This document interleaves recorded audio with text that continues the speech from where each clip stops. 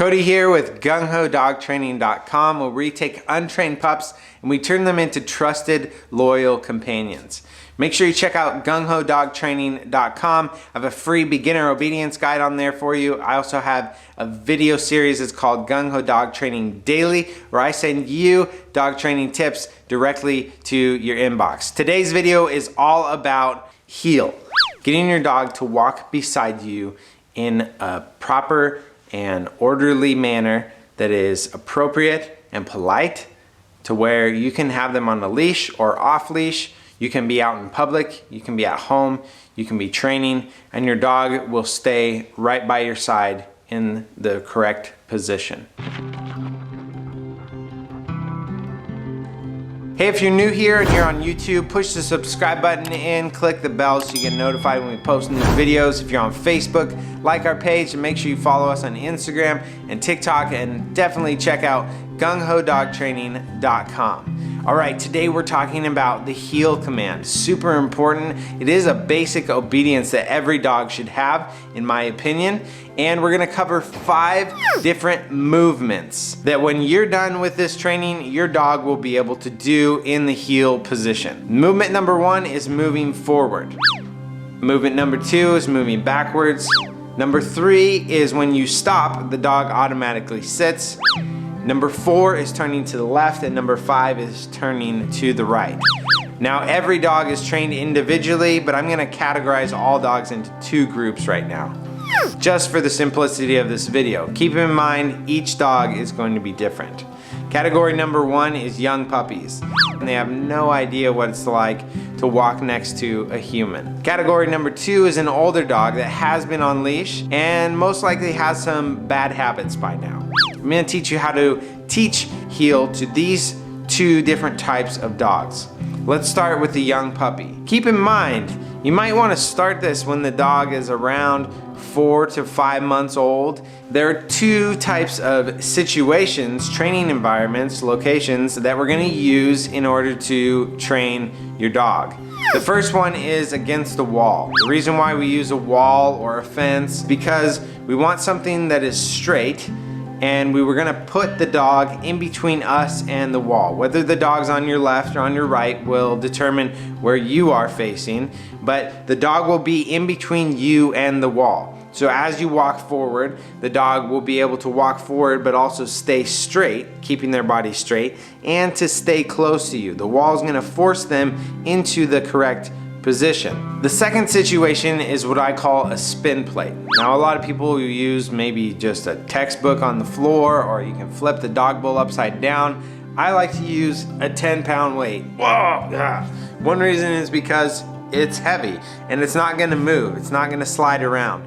So when we put this on the floor and the dog is putting its paws on it and moving around, this isn't going to move, and that's super important. We'll get back to this later. So let's start with if you're training a young puppy. You're gonna use food and put it in your hand and lure the puppy into the correct position. So you're gonna walk along the wall, holding that food down by your side, moving forward, and whenever the puppy's in the correct position, you're either gonna click your clicker if you have one, or you're gonna say yes, and then you're gonna give them the piece of food. Every time your dog is in the correct position, you're gonna reward them. Good. That was a good boy. You practice walking down the wall, just moving down the wall, and as they're in the correct position next to you, you click, say yes, reward, and then you move forward again. So now you're teaching them the forward motion of heel. As they're getting in the hang of it, then you wanna say heel and start moving forward. Once you have that down to where you say heel and they're moving forward with you, then you can practice stopping. And all you're gonna do is just lift your hand up a little bit, and you just wait for your dog. They should know how to sit. If you wanna say sit, you can. If you're doing any type of whistle training, you could do your whistle training cue and have the dog sit, and then you will reward them as soon as they sit. Now we're walking forward, the dog's going with us, they got the hang of that, and whenever we stop, we go into the sit position. Repetition of this is what's gonna make it automatic. So you want an automatic sit every time you stop. Remember, be consistent with your words that you use, with the timing of your reward, the way that you position your body with the dog and the wall. Now we're gonna teach the pup to move backwards. So when you're teaching moving backwards, it's important to not start moving backwards from the seated position. So you wanna be moving forward, holding your hand right in front of the dog's face, and then quickly take a step backwards. That hand in front of the dog's face is actually gonna put a little pressure on their nose, and it will encourage them to take a step backwards. As soon as they take that first step backwards, you have to reward it. Good. Click, yes, good boy, good girl, here's the piece of food. You wanna reward that very small step. And over time, we're gonna get more and more steps along the wall going backwards.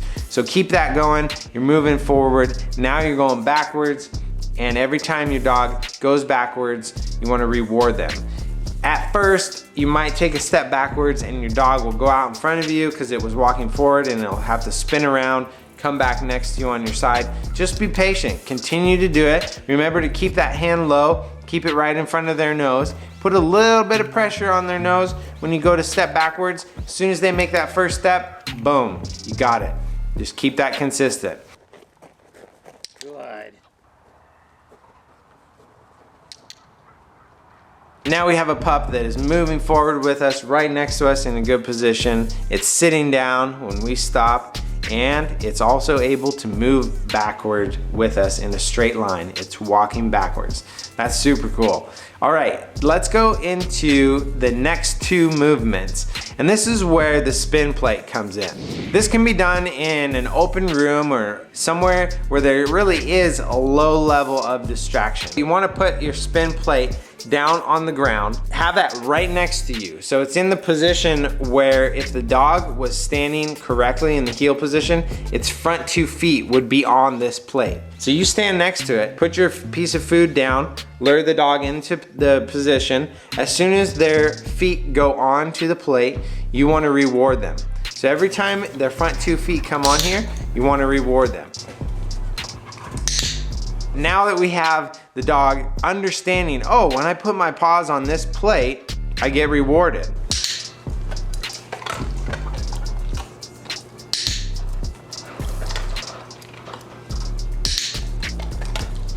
Is we're gonna just start to turn a little bit to the right.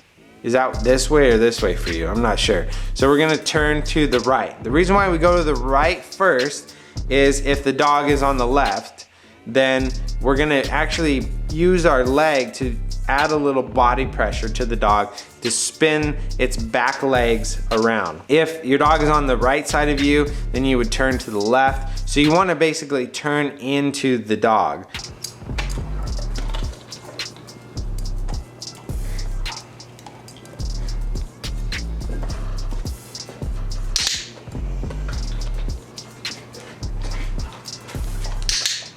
Good.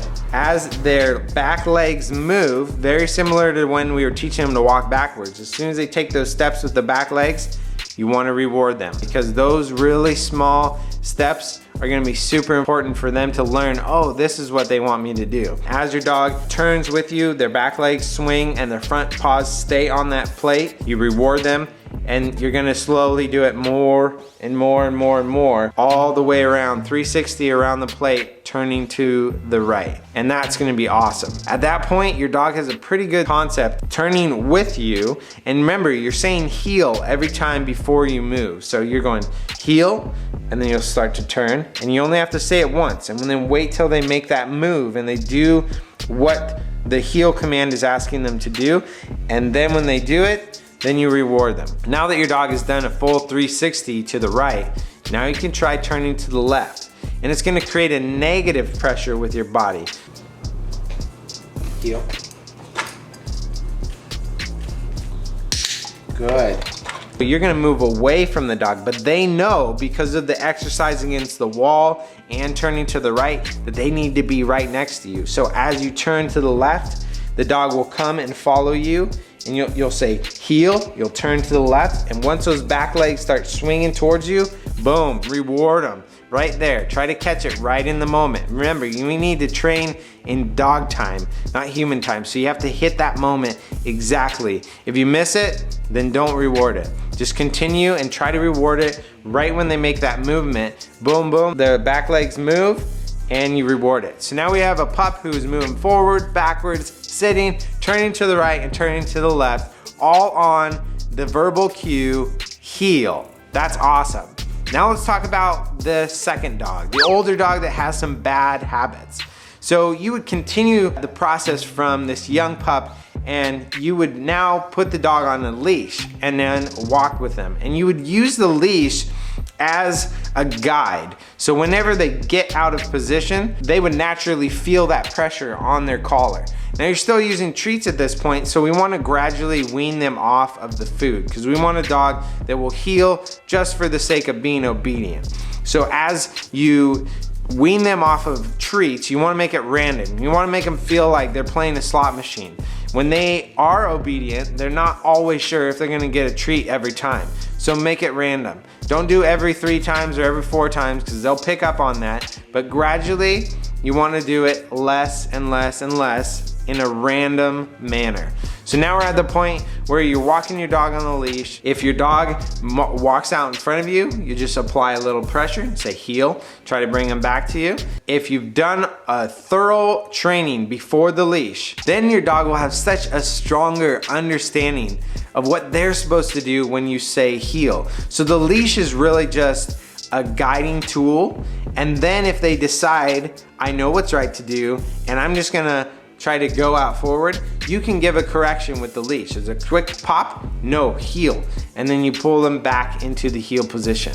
Your dog already knows what to do at that point, and so applying a quick firm correction will show them, hey, you have to do this every single time. It's not just when you want to do it, but you need to be in heel position when I say heel. So if you have an older dog that's going for a walk, this is what I would encourage you to do. I would actually go back to some of this fundamental training. Use the wall, use the spin plate, and try to walk your dog through that process as if you were starting from scratch. Now, some people just want to go take their dog for the walk, and they don't have the patience to walk through all of this. Well, I would say you have a dog. It's your responsibility to train your dog, and it takes a lot of work. There are a few tips that I can give you while you're walking your dog that will help them to stop pulling on the leash. One is, if you're walking and your dog starts to pull on the leash, you should stop. Just stop moving, let the dog pull, and wait for the dog to sit down. Once the dog sits down, you can walk up next to them, say heel, and then continue on. As the dog does that more and more, it will learn that when they start to pull on the leash, the walk is over. They can't progress forward if they're pulling on the leash. Now here is an even stronger correction for the dog. If your dog is out in front and they're pulling, you would stop where you're at and you would make the dog come back to you.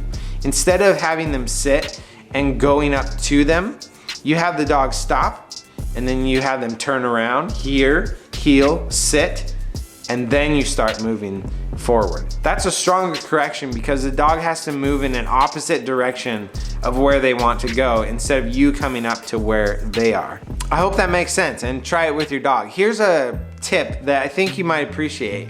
When dogs are really pulling heavily and they have a bad habit of pulling, a lot of times a dog's nose will go down to the ground before they go out and start pulling. Some dogs might not be that way, but if your dog is that way, try to stop the dog's nose from going down to the ground. So if you're walking, keep a short rein on the leash. Now remember, if the dog's in the position correctly, you don't want there to be any tension or pressure on the leash.